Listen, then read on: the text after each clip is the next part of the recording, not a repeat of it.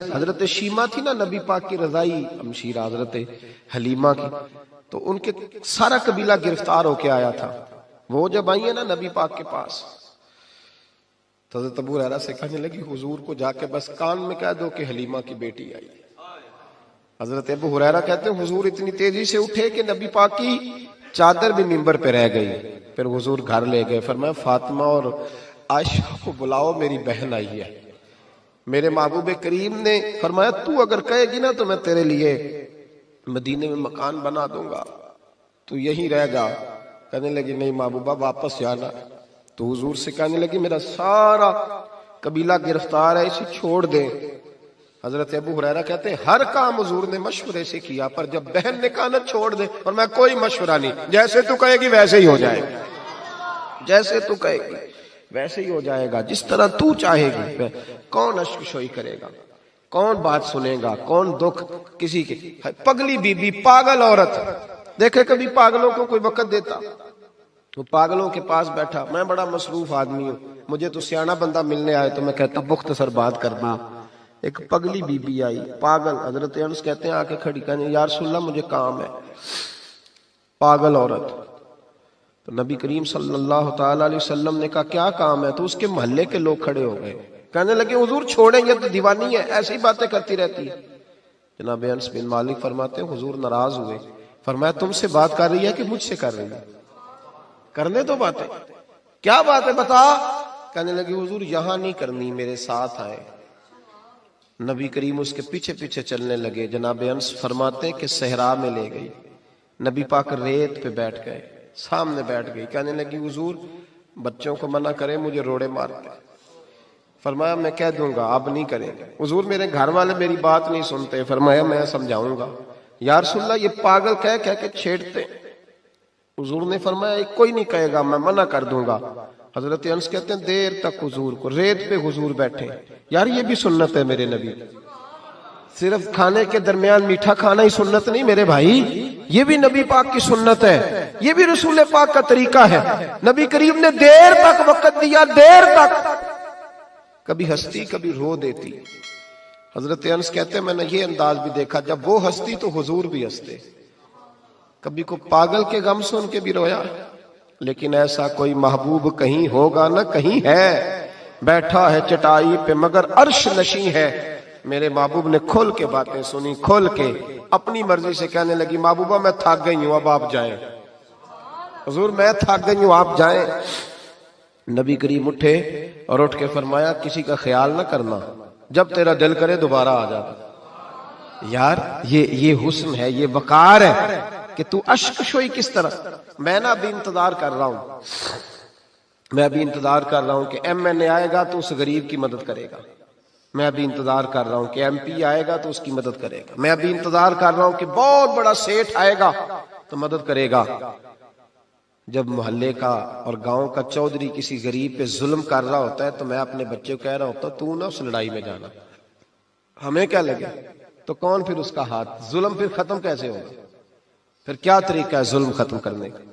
جب کوئی ظالم کو ظالم کہنے کوئی تیار نہ ہو. وہ زمانہ جب نبی کریم صلی اللہ تعالی وسلم مکہ شریف میں اعلان نبوت فرمایا تھا تو سارا مکہ مخالف ہو گیا، سارا مکہ. ایک وقت عروج کا ہوتا ہے، ایک وقت ایسا ہوتا ہے جب غربت ہوتی ہے، ابتدا ہوتی ہے. اسلام پر غربت کا زمانہ.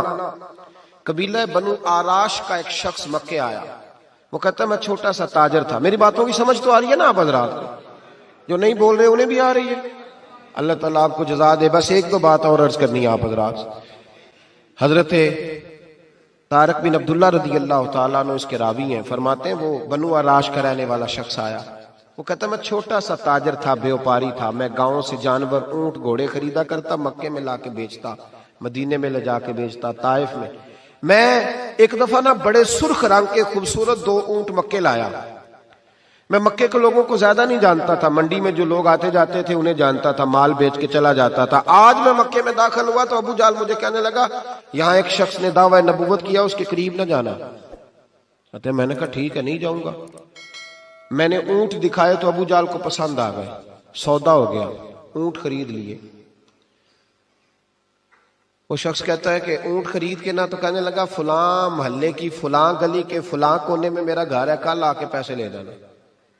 کہتے میں اگلے دن پیسے لینے گیا تو کہنے لگا آج نہیں میرے پاس، کل آنا۔ میں اگلے دن پھر گیا پیسے، کہنے لگا نہیں کل آنا۔ ہوٹل ہوتے نہیں تھے، مکے میں میرا رشتہ دار کوئی نہیں تھا، میں فٹ پاتھ پہ سوتا، جو چند کھجوریں اور سرکہ میرے پاس تھا وہ پہلے دن ہی ختم ہو گیا۔ انویسٹمنٹ بھی ساری وہیں لگی ہوئی تھی، گھر میں بچے بچیاں انتظار کر رہے تھے، میں بڑا مجبور ہوا، تھک گیا۔ تیسرے دن میں گیا تو میں نے کہا پیسے، کہنے لگا کل آنا۔ میں نے ذرا دبا کے بات کی، میں نے کہا یار میری کوئی پھپھو تو رہتی نہیں مکہ مکرمہ میں، غریب آدمی ہوں، میرے پیسے دے میں جاؤں۔ جب دبا کے بات کی تو کہنے لگا جا دوڑ جا، جہاں سے ملتے ہیں لے لے، بھاگ جا۔ یہ تاجر جب ڈوبتے ہیں نا تو معاذ اللہ تعالیٰ کچھ تو ایسے ہوتے ہیں جو خودکشی کر کے مر جاتے ہیں، اس لیے کہ بڑے لوگ ان کے ساتھ وابستہ ہوتے ہیں۔ جب کسی کی اصل راز ہی ڈوب جائے، کہتے ہیں میں کانپنے لگا۔ میں نے پوچھا لوگوں سے کہ تمہارے چودھری سردار بڑے کہاں بیٹھتے ہیں؟ تو کہا وہ جو حرم مکہ کے ساتھ ٹولیاں بنا کے بیٹھے ہیں نا، وہ سارے ہمارے سردار ہی ہیں۔ کہتے میں وہاں گیا، ابو سفیان تھے، ابو لہب تھا، عتبہ، طیبہ، شیبہ، ابو البختری، اخنس بن شریک، سب بیٹھے۔ میں نے جا کے کہا یارو میں بنو عراش کا رہنے والا ہوں، چھوٹا سا تاجر ہوں، 2 اونٹ یہاں لا کے بیچ بیٹھا ہوں، تو ایک شخص نے خریدے ہیں، وہ پیسے نہیں دیتا۔ کہتے ہیں عتبہ بولا یا ابو سفیان بولا، کون ہے جو تیرے پیسے کھا گیا؟ طاقت ہے کسی کی نام لے؟ تو کہتے میں نے کہا اس کا نام ابو جہل ہے۔ جب میں نے یہ کہا نا تو کہنے لگے اوہو وہ تو پیسے نہیں ملتے تیرے، وہ تو بڑا گنڈا ہے، تو بہت بڑے بدماش کے پاس مل گئے، وہ تو نہیں پیسے ملنے لگے، کبھی نہیں ملتے۔ فرماتے اب میں کانپا، اب تو میری امیدیں ٹوٹنے لگیں، اب میرے آنسو چھلکنے لگے۔ تو ایک شخص نے نا مذاق کیا، ادھر دیکھیے گا میری طرف، مذاق کیا۔ کہتے ہیں سامنے نا خانہ کعبہ کی دیوار کے ساتھ ٹیک لگا کے رسول پاک تشریف فرما تھے، نبی کریم بیٹھے ہوئے تھے، نبی کریم۔ تو ایک بندے نے معاذ اللہ ثم معاذ اللہ نقل کفر نہ باشد، اس نے نا مذاق کیا، کہنے لگا وہ جو بندہ بیٹھا ہے وہ تیرا مسئلہ حل کر سکتا ہے۔ کہتے ہیں اس نے مذاق کیا، باقی ہنسنے لگے۔ مجھے سمجھ نہ آئی کہ بھیجتے بھی ہیں اور مذاق بھی اڑاتے ہیں، لیکن ڈوبتے کو تنکے کا سہارا میں حضور علیہ السلام کے قریب پہنچا۔ نبی کریم کچھ وظیفہ پڑھ رہے تھے۔ یہ غریب آدمی نا بیچارہ وزیر سے بھی ڈرتا ہے تو پیر سے بھی ڈرتا ہے کہ کہیں طبیعت پہ کوئی چیز گرا نہ گزر جائے۔ تو کہتا ہے میں ڈرتے ڈرتے نا پیچھے بیٹھ گیا کہ فارغ ہوں گے تو میں بات کروں گا۔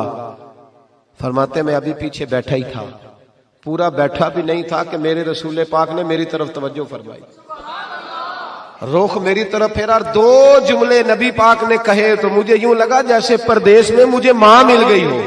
2 جملے، پہلا فقرہ حضور نے فرمایا پردیسی لگتے ہو، اور دوسرا فقرہ فرمایا پریشان لگتے ہو۔ فرماتے ہیں بات چھم چھم میرے آنسو گرے، چھم چھم۔ اور بھائی کوئی اپنا ملے تو رونے کا مزہ آتا ہے، کوئی دکھ پوچھے تو پھر بندہ آنسو گرائے نا، ہر ایک کو تو دکھ سنائے بھی نہیں جاتے۔ وہ شاعر اردو کا ہے، آپ کی سمجھ میں آ گیا تو بڑا اچھا ہے۔ اس نے کہا تھا کہ ہجوم غم میں بھی توہین ضبط غم نہ ہوئی، ہم اس احتیاط سے روئے کہ آنکھ نم نہ ہوئی۔ ہجوم غم میں بھی توہین ضبط غم نہ ہوئی، ہم اس احتیاط سے روئے کہ آنکھ نم نہ ہوئی۔ ہم روئے بھی ہیں پر ہم نے کوشش کی ہے کہ کوئی ہمارے آنسو نہ دیکھے، چھپ چھپا کے روئے۔ فرمانے لگے نبی رحمت صلی اللہ علیہ وسلم نے فرمایا پردیسی اور پریشان لگتے ہو۔ کہتے میں جب رویا نا تو کریم رسول نے کام بھی نہیں پوچھا، یہ بھی نہیں پوچھا مسئلہ کیا، مجھے تبکی دی۔ فرمایا چپ کر، روتا کیوں ہے؟ جیسے تو کہے گا ویسے ہی ہو جائے گا۔ کیا کہا بریلی کے امام نے؟ فرمانے لگے غم زدوں کو رضا مجدہ دیجئے کہ جاؤ اعلان کر دو، غم زدوں کو رضا مجدہ دیجئے کہ ہے، بے کسوں کا سہارا ہمارا۔ نبی کریم نے فرمایا فکر نہ کر، جیسے تو کہے گا ہو جائے۔ کہتے حضور پہلے مجھے گھر لائے، سرکہ کھلایا، کھجوریں دی، دودھ پلایا، میں 2-3 دنوں کا بھوکا تھا، میں نے راج کے کھایا۔ کہتے ہیں جب میں سیر ہو گیا نا میری تسلی ہو گئی۔ اب حضور نے فرمایا بتا تیرا مسئلہ کیا ہے؟ سارا علاقہ کسی اور طرف ہے، شہر کسی اور طرف ہے، پر میرے نبی حق کے ساتھ ہے۔ حالات نہیں ہے اس وقت کے حق کے ساتھ کھڑا ہوا جائے، پر حضور حق کے ساتھ ہے۔ میرے نبی کریم سید عالم صلی اللہ تعالی علیہ وآلہ وسلم نے فرمایا، کریم رسول فرمانے لگے کیا مسئلہ ہے؟ ابو جال پیسے نہیں دیتا۔ فرمایا اس نے کیوں نہیں دینے، دے گا پیسے، کیوں نہیں دینے پیسے؟ دیکھ کچھ لوگ نا کچھ لوگ شرافت کو بزدلی سمجھتے ہیں. وہ ایک درویش تھا تو کسی نے سخت بات کر دی تو کہنے لگا میرے ساتھ سخت بات نہ کر, اٹ سٹ تے پکھڑا کوار گندل اسی اور بھی بوٹیاں جاننے ہیں. اٹ سٹ تے پکھڑا کوار گندل تے اسی. اور اس کا ترجمہ اقبال نے بھی کیا. اقبال کہنے لگے ہو ہلکا یارا تو بریشم کی طرح نرم, پر رزم حق و باطل ہو تو فولاد ہے مومن. رزم حق و باطل ہو تو اشداء علی الکفار رحماء بینہم, کافر پہ سخت اور آپس میں رحم دل, یہ اصول ہے مومن کا. نبی کریم نے فرمایا کیوں نہیں پیسے دینے, دے گا. ان الذین قالوا ربنا اللہ ثم استقاموا تتنزل علیہم الملائکہ, جو رب کا نام لے کے ڈٹ جائے اللہ اس کی مدد کے لیے فرشتوں کا نزول فرما دیا کرتا ہے. نبی کریم علیہ السلام ساتھ چلے آہستہ آہستہ. اور بھائی کونسلر رکا بھی لکھ دے تو اس کی مہربانی. ویسے تو کونسلر کے دروازے پہ سویرے کو چلا جائے نا غریب آدمی, امیر آدمی پہ تو خیر پرچہ بھی ہو تو ایس ایچ او صاحب پوچھتے ہیں چوہدری صاحب درخواست آئی ہوتا کی کرنا ہے, تو غریب آدمی کو لے جاتے ہیں. تو وہ پھر جاتا ہے بیچارہ کونسلر صاحب کے پاس, چودھری صاحب کے پاس. تو پھر اندر سے پیغام آتا ہے کہ چودھری صاحب ٹوتھ پیسٹ کر رہے ہیں. پھر پیغام آتا ہے کہ بریڈ گرم ہو رہا ہے. پھر پتہ چلتا ہے کہ اب اخبار پڑھ رہے ہیں. وہ غریب باہر بیٹھا ہے. پھر باہر آ کے پوچھتے ہیں گاڑی کرا کے لائے ہو, وہاں کیسے جانا ہے؟ وارث شاہ مان کری نہ وارثاں دا, رب بے وارثا کر کے مار دائی. بے پروائی ویک سجن دی جتھے کسے دی پیش نہ جاوے, اونے تاجاں والے در در رولے, تاجاں والے در در رولے تے منگتے آ تخت بٹھاوے. او سجنا کسے نو کارا مل دائی, کوئی کعبے او خالی آوے, ڈھار اس کی بے نیازی سے. اور بڑے بڑے حاجی نمازی, ناراض نہ ہونا میری بات, بڑے بڑے حاجی نمازی حق کی بات کرنی ہوتی ہے تو پیچھے ہٹ جاتے ہیں. ایک بابا بلے شاہ صاحب کی بات نہ کر دیں درمیان میں. بابا صاحب نے بڑا شکوہ کیا, کہنے لگے حج بھی کیتی جاندے ہو تے لہو بھی پیتی جاندے ہو, حج بھی کیتی جاندے ہو تے لہو بھی پیتی جاندے ہو, کھو کے مال یتیماں دا تے بھیج مسیتی جاندے ہو, پھٹ دلاں دے سیندے نہیں تے ٹوپیاں سیتی جاندے ہو, نفس تے چھری پھیر دے نہیں تے دمبے کیتی جاندے ہو, فرض پلائی بیٹھے ہو تے نفلہ نیتی جاندے ہو. او دسو تے صحیح بلے شاہ نو ایک ہی کیتی جاندے ہو, او کچھ دسو تے صحیح بلے شاہ نو ایک ہی کیتی. نبی کریم صلی اللہ علیہ وسلم نے فرمایا دینے کیوں نہیں, ہم حق کے ساتھ. حضور ساتھ چلے تو وہ شخص کہتے ہیں جب گلی میں حضور جا رہے تھے نا تو میرے دل میں خیال آ رہا تھا کہ وہ تو بڑا بدماش ہے اور حضور تو بولتے بھی دھیما دھیما ہے, وہ تو بڑا گنڈا ہے, اور میں 100 باتیں کرتا تو حضور ایک جواب دیتے.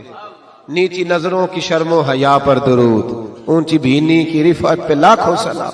تو محبوب پاک کیسے بات کریں گے, وہ تو بڑا بے حیا ہے. لیکن کہتے سارے رستے حضور نے کوئی بات نہ کی, ککھ سواد نہیں مشری اندر, اسا کھنڈا بھی چک ڈٹھیاں, اینا ساریاں شیواں نالوں